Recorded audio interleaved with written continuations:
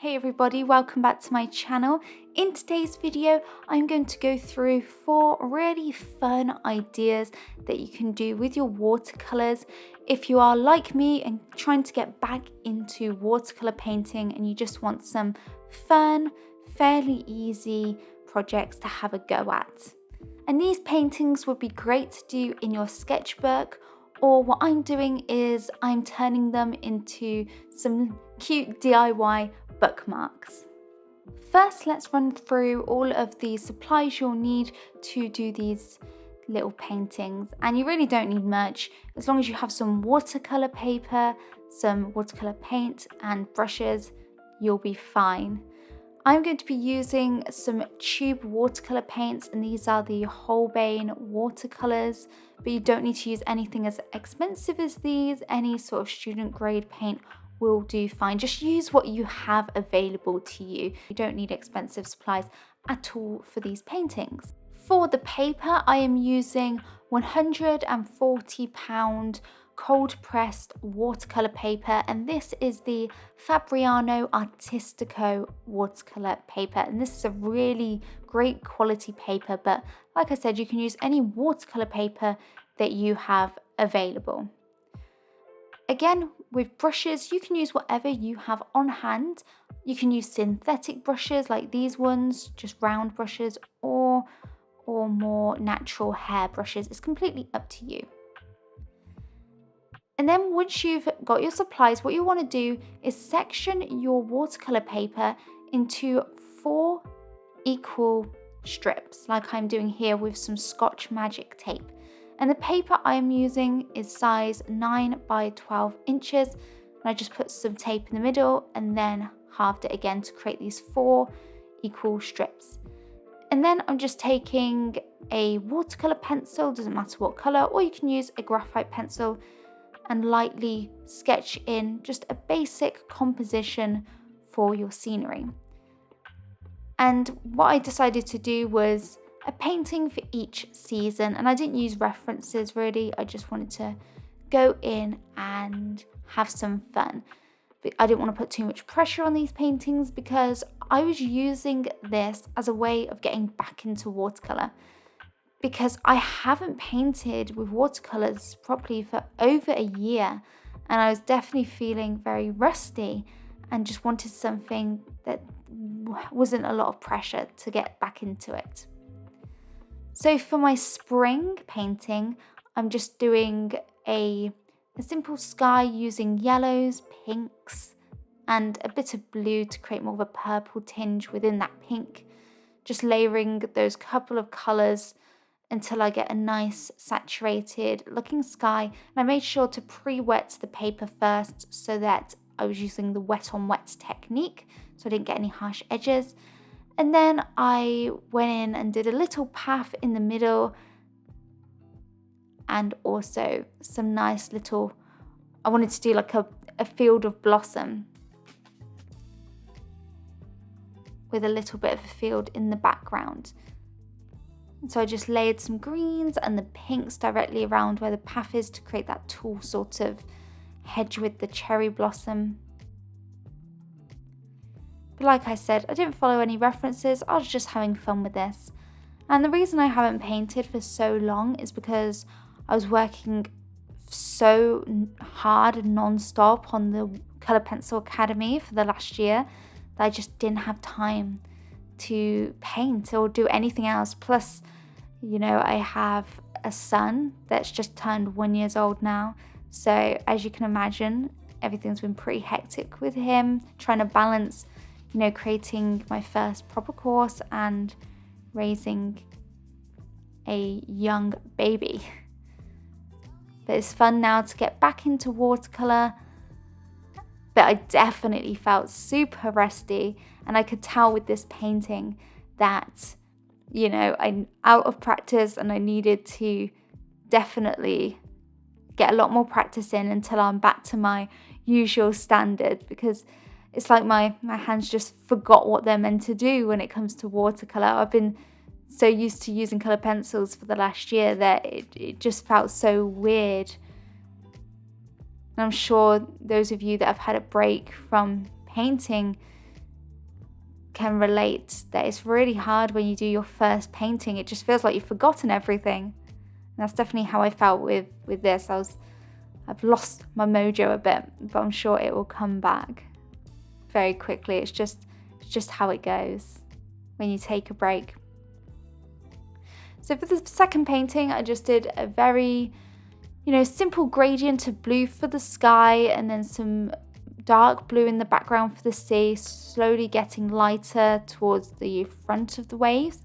And then I did some of the yellow ochre for the sand, and where the sea and the sand were starting to overlap, I did a bit of the blue and a bit of the yellow ochre to create that sort of transition between the sea and the sand. And I tried to leave some areas of white, those little sort of ripples, to give the look of waves, but I'll create more of the sea foam with some white gouache later on. And I'm just going back in and intensifying the blue. And then I'm going in and painting a nice palm tree in the foreground just to make this painting a bit more interesting. And this is the summer painting. I'm sure that's pretty obvious. And I don't want this to be like a tutorial because, like I said, I'm so out of practice that I don't think these are the best paintings. This is just trying to get back into the medium. So this is more just for inspiration and giving you guys some ideas to try out rather than telling you to do exactly what I'm doing here, because I'm sure, once I get more practice, I would tackle things a lot more differently. But also, I just wanted to do this video to show you guys that it's okay if you take a break and when you come back, you're not perfect, you're not at your usual standard. It's okay to not always be perfect or to make bad paintings. Even when I'm in the swing of things, no matter what medium I'm using, I'll always have some bad drawings or paintings that I have to redo, and that's completely normal when you're doing something like this, when you're doing something creative or anything. It's okay to have off days or make mistakes. That doesn't make you a bad artist. You just got to keep going. And for every bad one that you make, I'm sure there'll be a good one around the corner. Now, I really liked doing this painting. This one was actually more for my husband. I asked him what he wanted because we do a bit of reading, and like I said, I wanted to make these into bookmarks and I wanted to do him one. So I said, what would you like? And he was like, I want a forest overlooking a mountain. And his inspiration for me was one of the scenes in The Hobbit where Bilbo's, peering out over the top of the forest and he's looking at the lonely mountain. So that was my inspiration for this one. And I found it really hard to try and paint the top of, a forest of trees, not actually the trees how you'd see them with the trunk, but just like the tops of the trees. I found that really hard, and I did my best.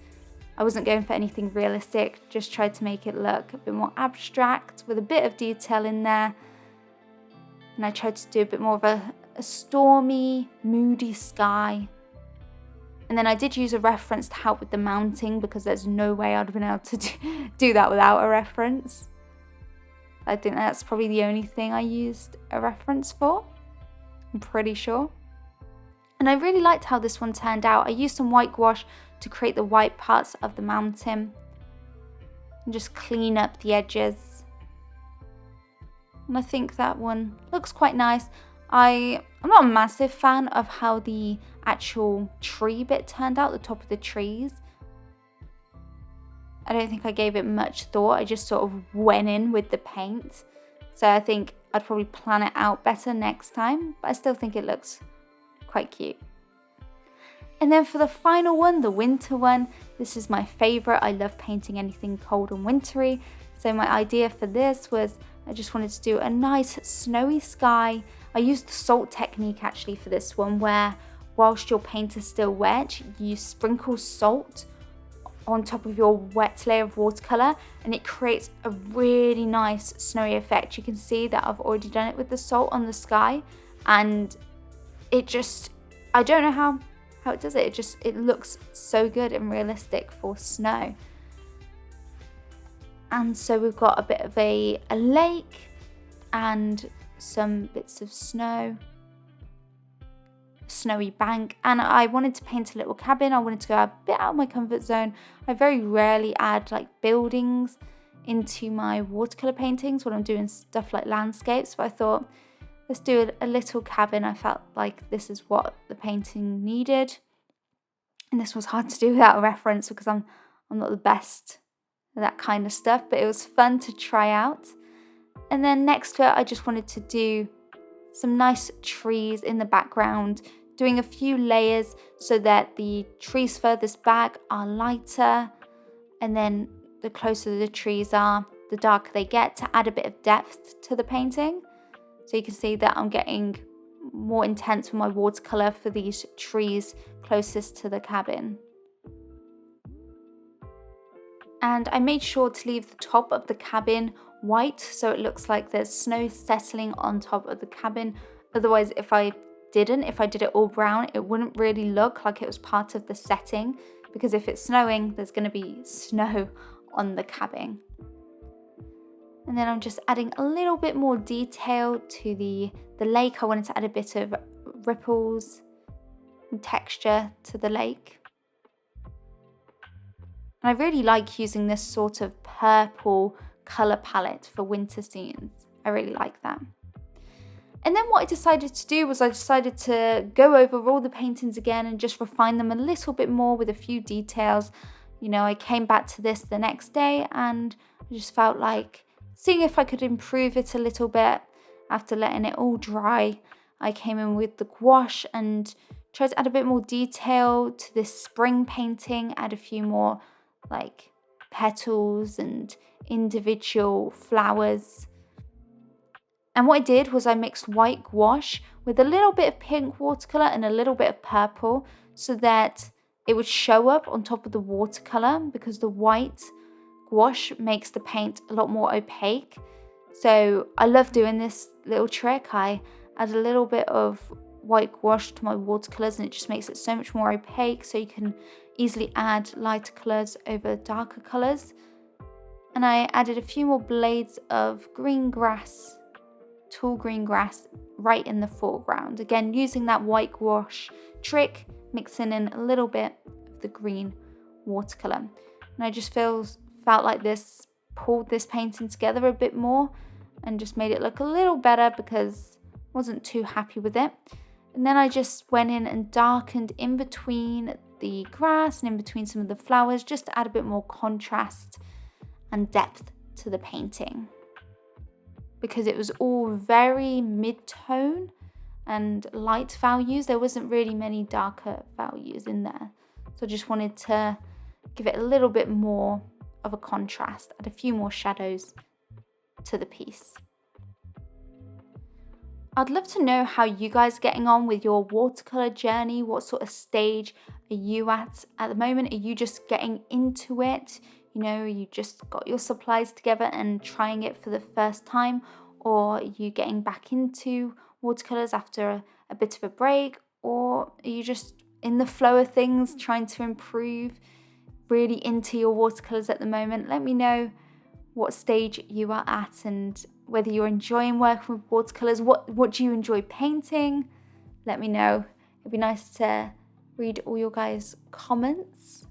And with this second one, I just added a few more clouds and details. But I didn't really do too much with the second one. I mainly wanted to focus on fixing the first and third one. With this third one, I just wanted to add a bit more detail to those leaves, add a few more individual brighter leaves by the mountain, just to make it look like it has a little more detail and a little more structure. And then finally for the winter scene, just wanted to add a lot more snow with the white gouache. Splattered some of that white gouache on there to give it more of a magical, sparkly look to it, but I didn't really want to add too much. And then I decided to do the same sort of splattering technique with the second painting to create that sort of realistic texture for the sea foam. And then once the paintings had fully dried, I went in and removed the tape, which is definitely one of the more satisfying parts of the painting process. Unless, like me, some of the colour has bled through the paper a little bit and that makes it a little less satisfying, but I still really like how they look. They've got fairly clean edges. And anyway, I was cutting them out, so it didn't really matter. But here you can see the final paintings. I hope this has given you a few ideas to try out, a bit of inspiration, and encouraged you guys that it's okay to not always be perfect with your watercolors. It's okay to just do things for fun, not put too much pressure on it. And it's okay if you do a bad painting, you know, it's all okay. It's all a journey and a process, and just have fun with it. And if you would like another little project to have a go at, then I have got a free real-time painting that you can follow along to if you want, completely for free. I'll leave a link so that you can check that out. You can follow along with me as I show you all the techniques I use to paint a beautiful collection of pansies. So I'll leave a link to that at the top of the description, or you can get it by clicking here, and it's just a really fun, relaxing project that you can have a go at and build confidence with your watercolors. So check it out, and I will see you guys in the next video.